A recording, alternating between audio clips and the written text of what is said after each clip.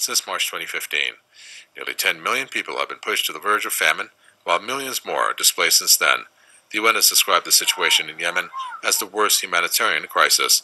Riyadh has repeatedly defied international calls to end this deadly mayhem in its impoverished neighbor. Okay, guys, subhanAllah. Now, I want to put forward a proposition that we know who's spearheading this zulm on the Yemeni, our Yemeni brothers and sisters, and that's clearly, at least on the face of it, MBS. But what I want to suggest to our beloved ulama ikram, and it's food for thought, is that behind these atrocities is in fact the hand of kahin pe nigah hai, kahin pe nishana, the hand of Israel. Why do I say that, you must ask? Well, my response would be, is that for the past century, I guess, they have been using us, the Ummah, as a tool to bring about their synthesis, which is the outcome that they're looking for, subhanAllah, without having to lift a finger. They're using the resources of the Muslim Ummah against us. A prime and a very obvious example of that is the oil of the Baytul Mal from Saudi Arabia being purchased using paper money, fiat currencies which don't have any intrinsic value in and of itself, pegging that against the dollar, then getting the states to use that very paper money to purchase our oil, and then using the very same money to reinvest back into the states, into their infrastructure, and using that money then again to prop up the military arm of the United States, which is a proxy for the Shayateen in order to perpetrate what they had intended for the next phase before Dajjal arrives, in order to divide and conquer and redirect resources back to their pot, as it were. I mean, we've got Baytul Mal. Iblis Lanatullah alayhi has been stripping our wealth, the Muslim Ummah's wealth, and using it against us for their cause, for the mission, as it were. Now, the question now would be, well, okay, so what's the story with Yemen, and what is it that you're thinking? If you bear with me, I want you to follow my train of thought, is that around the time, and it looks very likely that the three sons of a khalifa hadith is coming into fruition. What I understand is on the other side, during this time, we're going to have Ezekiel 38 and 39 manufactured. And the Muslim Ummah, at least in Asham, will be certainly embroiled in a bloodbath during this time. And so will Pakistan be made busy with India on the flip side. Now, we're talking military strategy here. And what I understand Iblis Lanatullah alayhi is basically perpetrating. Just think of a chessboard, and he's the only hand that's playing the game here, with both leaders on both sides of the conflict and dialectic in his pocket. Who aren't is the innocent masses who are being cajoled and coerced and manipulated, subhanAllah. What we have in Yemen more specifically is, while Saudi will be embroiled in a war with Iran during this time, which would lend into the hadith of the black banners of the East. And when I say the black banners, I specifically mean there are two sets. One is our brothers on Haqq from Khorasan, and then you've got the black banners from the East, who I think are distinguishably different and isolated to our brothers from Khorasan. And the black banners from the East would be Iran, who will attack Saudi Arabia during this time, whilst at the same time, so think of a three-throng strategy specifically designed for Saudi Arabia. One is the black banners from the East attacking them, which is Iran. Two is the three sons of a khalifa fighting each other for the hukumat, for the rulership, for the throne of that country. And three is use Saudi to create a condition in Yemen, which is so dire that it would cause these individuals during a time where Saudi can't really protect itself because it's embroiled in a war with Iran, right? For an outpour to happen from Yemen. But the outpour would, how would that happen, subhanAllah? This is where I believe that maybe the hadith about the fire, a great fire breaking out, emerging from Yemen and causing the people to, in their droves, to arrive in the place of gathering, I think is referring to this hadith. And I think this is what has already been depicted on the cards. The great fire in Yemen. These are mothers seeing their children dying through hunger, through poverty, through the oppression that they're experiencing. Just watch this, and this is again in the IPG. I have impressed on the ulama ikram to study this in detail. It's multifaceted and it has a lot coded into it, which is pretty much what I have said is the 7 years of tribulation that the shayateen in ins and jinn under the stewardship of Iblis Lanatullah alayh are looking to perpetrate on the ummah. I think there very well be a nuclear attack on a bomb attack on Yemen during this time. So they've already got a condition and a climate there of millions upon millions in suffering from starvation, and then almost millions dying through disease.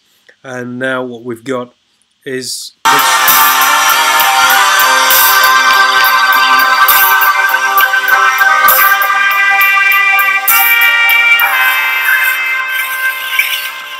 you've got a disgruntled mass who will now be armed right to the teeth, pouring into Saudi Arabia.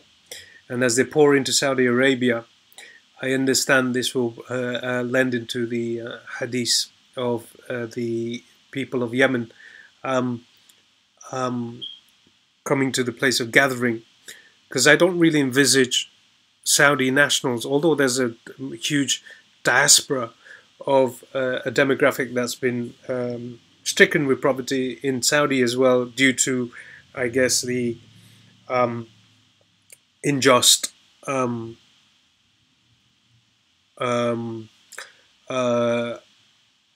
unjust way of how the wealth of the people of Saudi has been distributed there. But still, I don't really see them. Rather, I see an outpouring from Yemen maybe coming in while Saudi is unable to defend itself around its borders because it's embroiled in a war with Iran, whilst Ezekiel is happening on the flip side. So we're talking about this global war that I've been referring to that's coming, and how I've stressed to our beloved ulama ikram in the science PDF that we need to have contingencies in place and some sort of like 6 months at least as a bare minimum of necessities in terms of like non-perishable foods and goods and stuff like that, because the world is going to come to a halt during this time in terms of trade and imports and exports and everything else. Subhanallah, we'll see our supermarket shelves empty up. Again, Brexit will lend into that locally, at least for those of us living in UK. That will exacerbate the situation further. But I think this is what this segment and this frame in IPG is referring to. They're going to be let loose and they're going to come into pour into Saudi Arabia, and this is where we're going to see the Hajis being looted, subhanallah, and murdered and killed by potentially what I guess any mass of people would do. Right? Their condition has been brought onto them. They're seeing their own apni aulad ko dekh rahe hain apne haathon mein marte hue, right, from hunger and through disease, right? They're disgruntled. They're not going to distinguish between kaun Saudi hai or kaun nahi hai during the time of Hajj, if this happens during the time of Hajj. And all of this, again, just like they did in Egypt, where they used social media and got the masses and manipulated them to overthrow their own government so that they can put in their puppet government. So the Muslim Brotherhood was removed from power and replaced with that muppet that's there right now running the show. But it's the same thing over again. They're basically just repeating the whole vicious cycle in another way. So it's just the same thing reinvented. Allah subhanahu wa ta'ala knows best. It's food for thought. Wallahu alam, we'll just have to see whether things do transpire this way and unfold this way. I thought I'd share it with our ulama ikram. It's just an opinion. That maybe perhaps this is what's going to happen, and that hadith will come into fruition of the great fire in Yemen, and then people, the Yemeni people gathering in a place of gathering, which I guess to me is Arafah, and during the time of Hajj. And this is when you're going to see them armed with all sorts of weapons and machetes, just indiscriminately killing the pilgrims during this time. Subhanallah, I had a dream, right? And in that dream, Ustad Sajid Sufi will testify to that. I shared it with him 2 years ago, where along with myself, many were running into the haram, and we from all sides were being attacked with individuals armed with machetes, subhanallah, right? And everyone was in a state of absolute pandemonium and panic. May Allah subhanahu wa ta'ala protect and guide us. That's just one of the many dreams, vivid dreams, which kind of spur me on, and which has kept me on this whole science. And again, like I said, it happened when I went for my Umrah in 2007 from Al-Quds, Al-Aqsa, on the ground. I fell in a state of prostration whilst I had my ihram, and following that, the rest, I guess, ulama ikram who are familiar with Maulana Ilyas Desai Damat Barakatuhum will tell them what at least followed after that, which was us leaving, subhanallah, in a state of ihram for Jeddah, and from Jeddah to, I guess, Makkah, and then from there to Medina, subhanallah. It was a very amazing spiritual journey. But my dreams after that, and I guess even my life, took an absolute U-turn from there since 2007, and all of it seems to be related to this star system. I believe to be the star system of An-Najm al-Thaqib, and then the scheming of the shayateen and ins and jinn around the arrival of this system and its exit. I believe they will stage a false extraterrestrial contact as well, and then that lending and segueing into the appearance of a Dajjal following the 7 years of tribulation, which has been manufactured. And we'll see a lot of seismic activity during this time as well. Wallahu alam, anyway, you guys know the script, you've heard it over and over again, so I don't think I need to repeat it. Jazakallahu khairan wa assalamu alaikum wa rahmatullahi wa barakatuh.